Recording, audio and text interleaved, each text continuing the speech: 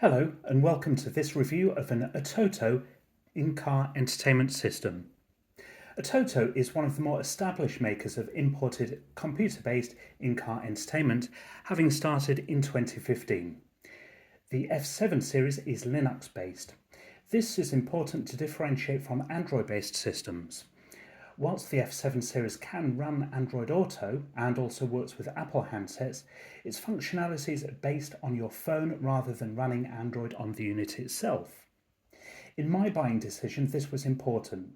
I didn't want to buy a device that has to keep up with Android itself. I'm also aware there's a reasonable amount of coverage online of security risks in head units that run Android. Running Linux-based systems means I don't need to have a Google account on the unit itself.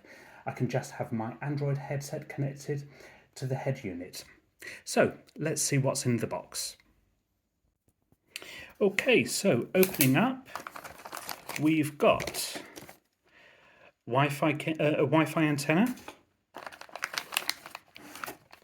a remote microphone,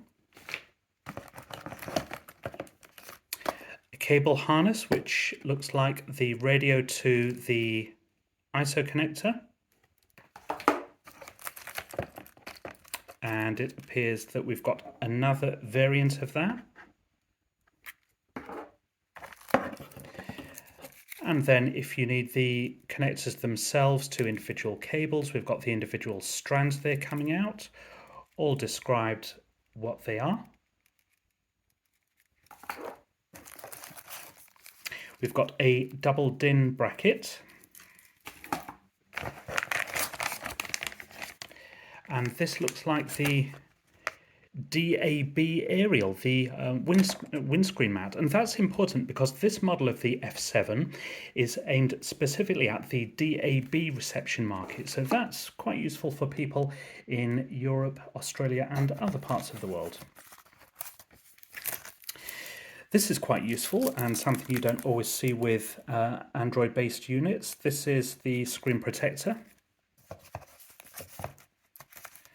And they've been very generous in giving us a second screen protector there too. In here, this looks like we've got the mounting bracket. So let's have a look. This is one of the mounting brackets. And we've got a slightly thicker mounting bracket here as well. So just in comparison, here we go, 1 and 2. So that should go quite nicely with whatever trim you're installing with. We've also got the operation manual.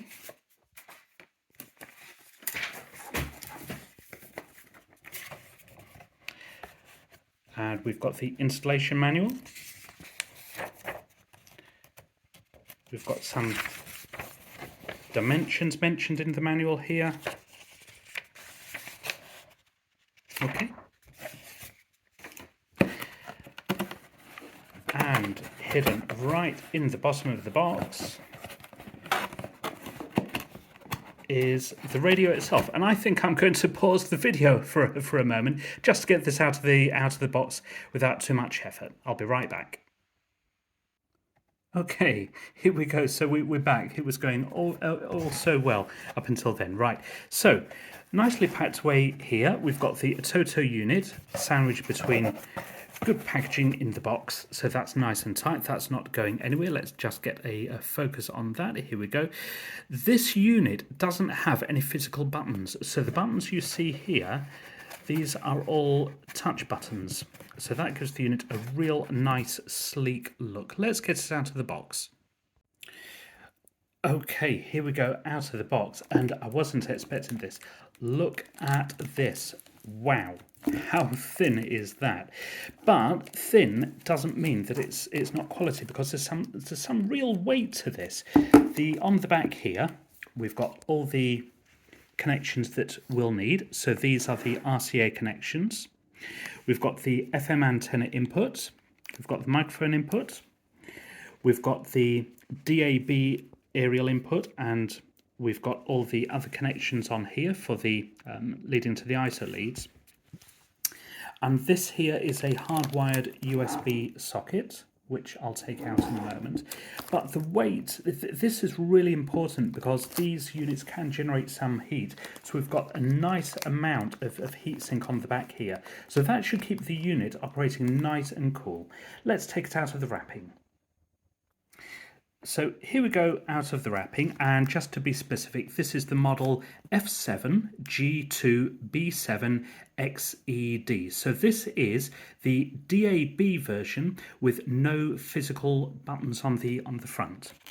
And you can see on here we've got the USB socket, and that's where you can connect in. You can hardwire your telephone if you want to. That's for your phone link. That's how you get the charging through the unit itself as well. And I'm just going to point out a quick installation tip. It will be really tempting just to rip off all this packaging. I'm going to trim this away and leave the front on, so when I'm installing it, we're protecting the screen, so we don't want to get this nice screen scratch. Right, so let's get it into situ. Let's put it in the into the car. I'm not going to film this this particular part of the installation because it's a standard ISO fit. So your car is likely to vary very slightly, but because it's a standard ISO fit, all you should need is the appropriate set of ISO cables, and then you'll need to put on the brackets. And once you've done that, select which appropriate trim according to the tiny bit that you've got around the side. On my car, I'm going to be installing on the Smart 451 or the Smart 42 version. That's the version, I believe, 2008 to 2014 version smart car. And I'm replacing the Bosch Highline radio on the smart car. So let's have a look at the unit once it's installed. Okay, so we've installed. It was a little bit of a nightmare on a smart car. The bracketry needed a little bit of modification, so I haven't put all the trim back on. There's still some work for me to do yet. And on a Smart 451, the connection is the connector B. So let's give it a try now to see our turn on time. So I'll turn the ignition in 3, 2, 1, turn. And so we're just turning on now. And that sound was the dash cam. That wasn't the radio making that little noise there. So we're starting now, and we've got the Atoto logo and the display coming on right now.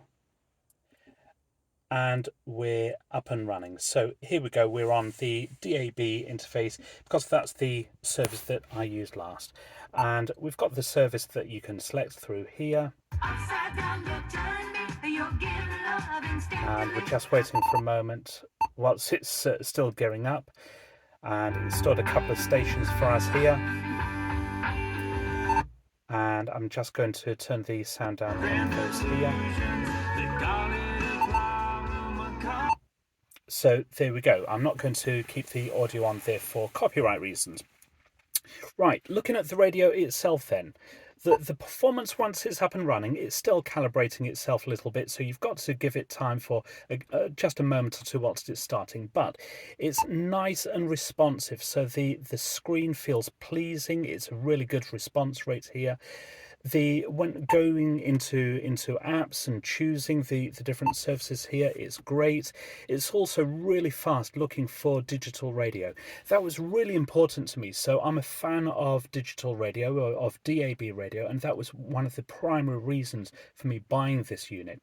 I've had a quick drive around town here, so there's some urban areas, there's some more rural areas, and DAB coped really, really well. Exceptionally well. I've just taken out a pure in-car highway unit, which was a digital adapter, and it was dropping out here and there. This radio has stayed really, really solid, so the sensitivity on DAB is top notch. Really happy with that.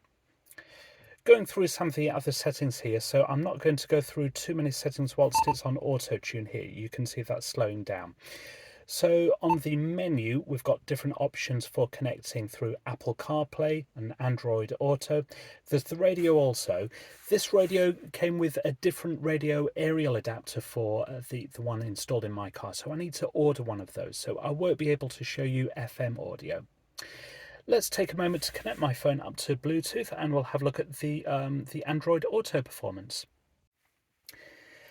Here we go with Android Auto then. So as expected, it's performing absolutely superbly. We've got Spotify here, and I'll just pop the sound up briefly. And let's knock that off before we're affected by copyright.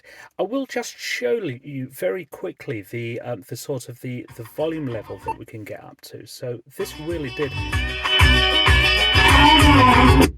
So it surprised me initially. One of the things that I saw on reviews of Atoto units, of some of the earlier views, is that the volume could be fairly quiet, but I find it really, really ample, particularly for the Smart 451. It works absolutely brilliantly compared with the unit that I took out. The volume is excellent, the sound quality is superb. The equalizer function works right out of the box. I didn't find I needed to adjust any settings on it at all, so really, really pleasing.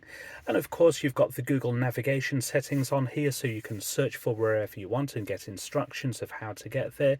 And you've got the voice controls that you can ask Google to do whatever it wants to. And I'm just going to knock that off because it was typing quite literally what we were saying there. And then if we want to get back to the home page, here we go, and we can go back on DAB radio and choose whatever service you want with Android Auto still running in the background. Finally, I'm just going to give you this brief recording here, sat in the garage, because it gives you a little bit of an idea what the condition is like in low light. So nice clear display here. And there we have it. I'm absolutely delighted with this radio. I think it's well worth the money. I think it's an absolute steal at the price that I was able to find it for on Amazon. The digital radio functionality is amongst the best that I've ever experienced. So I can't fault this unit at all. I'd be interested to see how it performs over the coming months and if I still feel the same in maybe a year from now.